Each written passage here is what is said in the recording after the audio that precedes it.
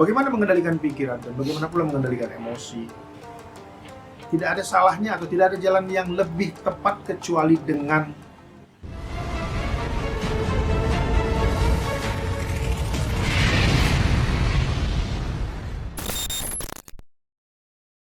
Halo kawan-kawan, kembali saya Indi Sujawe berada bersama Anda di Spiritual Indonesia.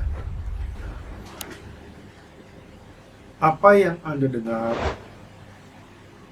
Anda lihat, Anda cium, dan Anda rasakan bukanlah hal yang sebenarnya. Apapun yang Anda lihat, Anda dengar, Anda cium, dan Anda rasakan adalah proyeksi dari pikiran Anda. Seberapa besar distorsi proyeksi pikiran Anda itu sendiri, itu tergantung dari seberapa kuat atau seberapa besar pikiran Anda berada di dalam identitas diri Anda sendiri. Andai kata misalkan ya, Anda berhadapan-hadapan dengan harimau misalkan. Harimau akan melihat Anda sebagai makanan yang lezat, mencium Anda sebagai makanan yang lezat. Tetapi Anda melihat harimau adalah suatu ketakutan yang ancaman yang luar biasa hingga membuat Anda mempunyai rasa takut juga yang luar biasa.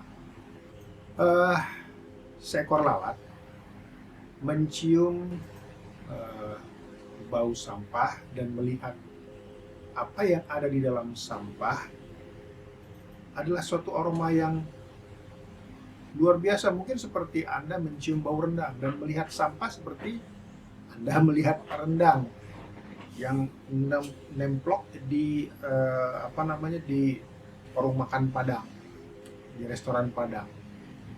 Bisa saja begitu.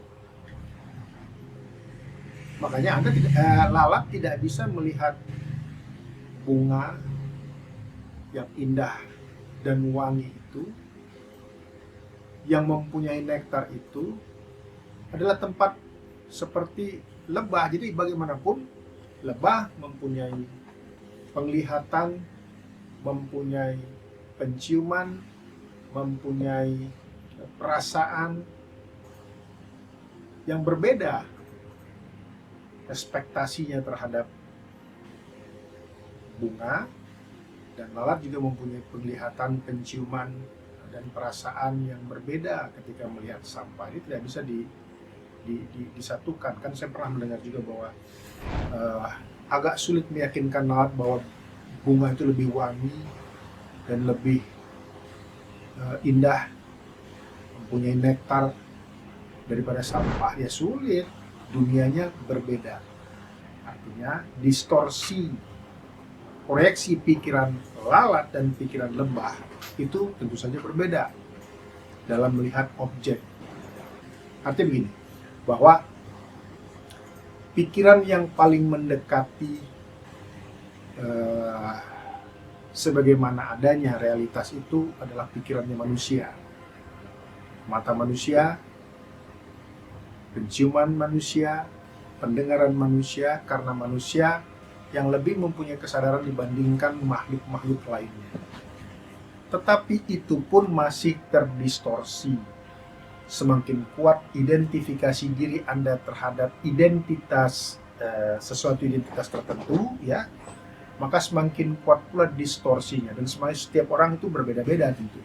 Misal, saya pernah mendengar suatu berita, seorang ibu yang memakai jilbab dan cadar jatuh dari motor dan tertimpa motornya hingga tidak bisa melakukan apa-apa dan tidak bisa bangun dari kecelakaannya untuk membangunkan motornya dan menyelamatkan dirinya.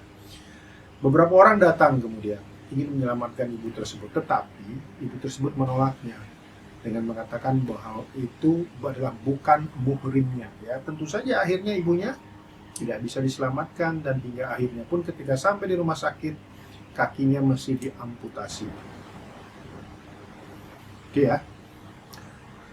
Ada cerita lain, sebut saja misalkan namanya si Poltak, seorang tua yang mungkin seusia saya, katakanlah demikian, mempunyai anak bernama Memeh, laki-laki juga ya. Poltak ini juga laki-laki, seorang kakek, jadi punya anak ya bernama Memeh, dan Memeh ini mempunyai seorang istri dan 2 orang anak, yang tentu buat Poltak anak-anak ini adalah merupakan cucunya. Memeh tidak punya kerjaan, istrinya Memeh juga tidak punya kerjaan. Kebetulan si Poltak, seorang bapak yang bernama Poltak ini mempunyai kekayaan yang cukup. Hingga setiap bulan dibantulah si Memeh karena melihat cucu-cucunya yang masih kecil-kecil. Jadi distorsi yang terjadi kepada pikiran Poltak adalah karena kasih sayang, karena nuraninya, karena empatinya kepada cucunya, kepada anaknya, kepada menantunya. Sebaliknya, Memeh yang tidak punya kerjaan dan mungkin juga malas, yang selalu punya banyak alasan untuk kerja, melihat Poltak itu bukan sebagai bapaknya yang memberikan kasih sayangnya untuk keluarganya. Tidak, dia melihat bapaknya itu adalah sebagai satu pemenuhan kebutuhannya setiap harinya, per bulannya, per harinya, bahkan untuk jajan cucunya, anaknya. Itu yang dia. Jadi terdistorsi. Pikiran si Memeh pun terdistorsi ketika melihat bapaknya sendiri. Kawan-kawan, pikiran ini memang luar biasa. Pikiranlah yang membuat kemudian emosi kita tergugah untuk membuat kenyataan atau mengundang kenyataan menjadi terjadi. Jadi kalau dalam hukum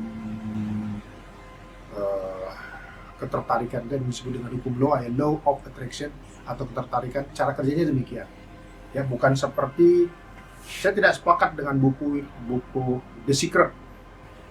Kalau nggak salah itu karangan Enid ya. Enid Blyton kalau nggak salah, saya lupa, kalau memang salah tolong dibenarkan nanti di kolom komentar ya.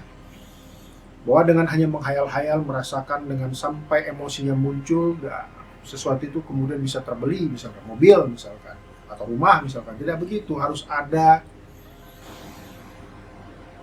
pergerakan. Jadi pikiran, emosi atau perasaan dengan apa yang kita lakukan ya, itu mesti harus searah, baru hukum loa itu terjadi. Beberapa kawan-kawan saya juga ada yang tidak mempercayai hukum loa. Saya bilang hukum loa itu bisa saja terjadi karena kita adalah bagian daripada alam. Kitalah yang memanggil kondisi diri kita untuk terjadi. Ada cerita yang unik, yang luar biasa, saya pernah dengar dari podcastnya Deddy Corbuzier. Dan ini kisah nyata, terjadi di Amerika. Mungkin bisa Anda searching ya di Google ataupun di YouTube mungkin. Jadi ada seorang yang tanpa sengaja masuk ke ruang pendingin atau ruang es untuk daging, sebetulnya pendingin es untuk daging. Jadi ruangan itu terkunci. Sebetulnya ruangan itu mati listriknya dan tidak jalan karena rusak. Ya. Tetapi dalam pikiran orang tersebut, dia berada dalam suatu ruangan yang dingin, yang tidak ada jalan keluar, hingga akhirnya dia pun benar-benar mati, membeku. Nah, ini mungkin bisa Anda lihat nanti, atau Anda dengar atau Anda lihat nanti di podcastnya Deddy Corbuzier kalau nggak salah itu.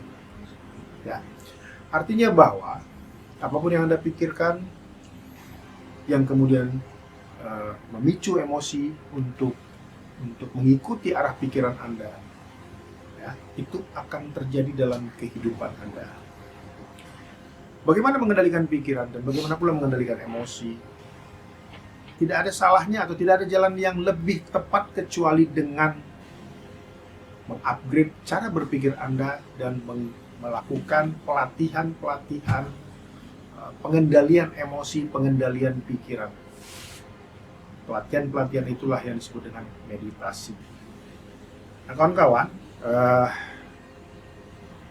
saya ya, nanti bersama dengan Didi Ariko juga akan menggelar satu pelatihan yang salah satunya adalah ini.